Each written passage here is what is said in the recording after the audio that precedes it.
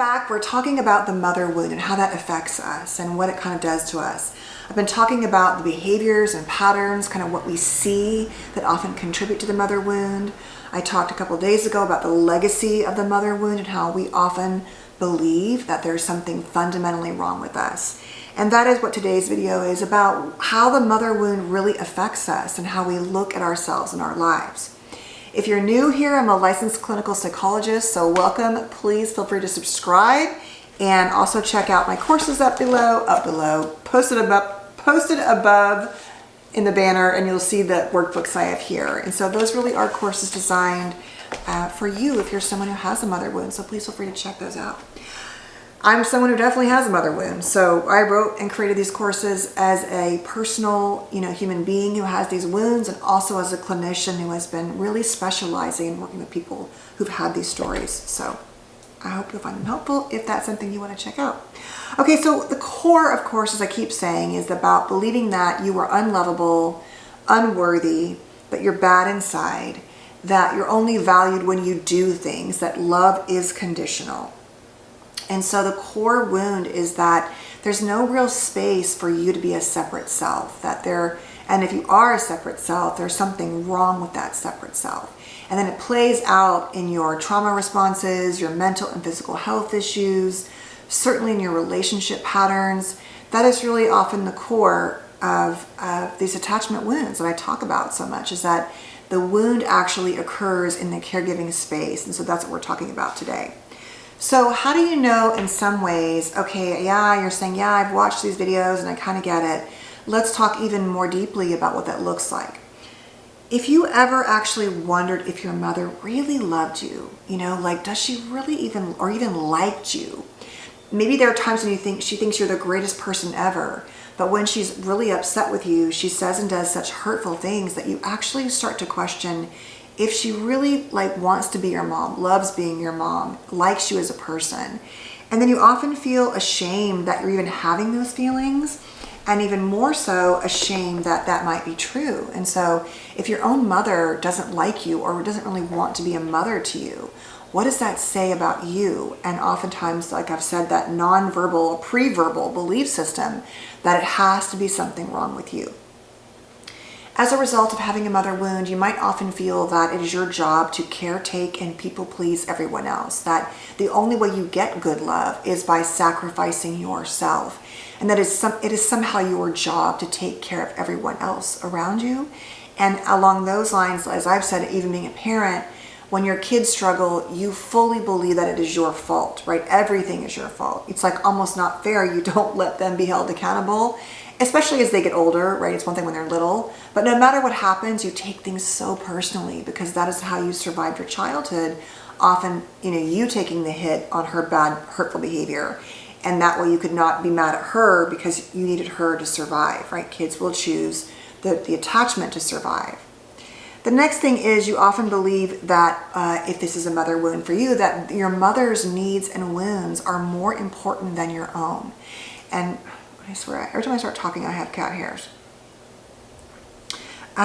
If you found that you can't imagine being unhappy with her or sharing how you really feel because she couldn't handle it, right? Oh, she'd be too upset. She couldn't take it. She's never in trouble. She's never at fault. It's never her fault. Those kind of things. And so you basically sacrifice your own self to maintain the relationship because you just don't think it could even be her fault, or you think she could never handle it. That's often a sign. If you believe that love, like I said, is conditional and must be earned, and that only when you are doing the good things in life, when you're doing the things that she wants, or just your own belief that you're only worthy when you're getting the good grades, when you're following the diet, when you are a certain weight, when you take care of yourself a certain way or look a certain way, when you get that raise at work or that promotion in the club you're in, whatever it is, love is only valuable if someone else thinks it's worthy in an external kind of way. You often believe that no matter what you do, primarily for your mother, but this kind of spreads into everything, that no matter what, it's never enough. And it's your standard that's never enough.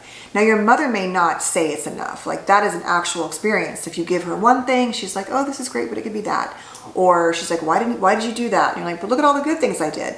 So that's clear. But also that often spreads in general. Like, there will never be enough to be worthy inside for you. But certainly your mother might tell you, yeah, it's not enough. You often believe that she can't handle the truth of who she is, so you have to protect her. And you do that by never confronting her or by apologizing, even though she's the one that acts in a difficult, hurtful way. But deep inside, you kind of feel like you have to protect her from even knowing that she's hurt you. Whatever it is, you have this like kind of irrational need to protect her from the truth of who she is and who she may have hurt. You often feel guilty and bad if you don't do what she wants you to do. And even if she doesn't say it, you've internalized her standards so much that you shame yourself for things that you feel like wouldn't be up to par for her. You often don't tell her the truth about your life, the details of your life, relationships. You're very selective about what you share or don't, because you truly believe that love is conditional and that she has certain expectations of you, or you just don't want to hear it, right? You might say, I don't really care what she thinks, but the truth is you do, and it hurts to hear it, and so you don't tell her those things. You're constantly chasing approval from others and being seen yourself because you have internalized that love only matters or success or value or beauty or intelligence when people see it, when the world sees it. And so you're chasing things to give you that sense inside. You often feel that no matter what, once again, it will never be enough, right? So you're stuck in that loop. You often wonder if there's something wrong with you in relationships, like why is it always my fault? Why am I the bad one? Or why do I keep choosing partners? Whatever it is who are hurtful. So you try even harder to love them more, to be a better version of yourself, to give them more of what they want. And the dilemma there is that often as a result of these kind of mother wounds, you often unconsciously choose wounding partners who you are never going to be enough with. And they're often replicating that nest that feels just like home. It looks different, but it's a very similar nest. And so you feel afraid at times to even have your own children. You feel at times you feel afraid to love other people because love hurts at the core. That core mother wound is that love is unsafe and love hurts. And so that is why it is so imperative that you understand where these wounds come from, because so much of your personality, your beliefs, your responses that you think are who you are often in part a response to the childhood requirements you had to survive, to the versions of yourself you had to create and tell yourself you were to tolerate a wound, a parental wound, but most especially whoever that primary caregiver was, which is often the mother wound.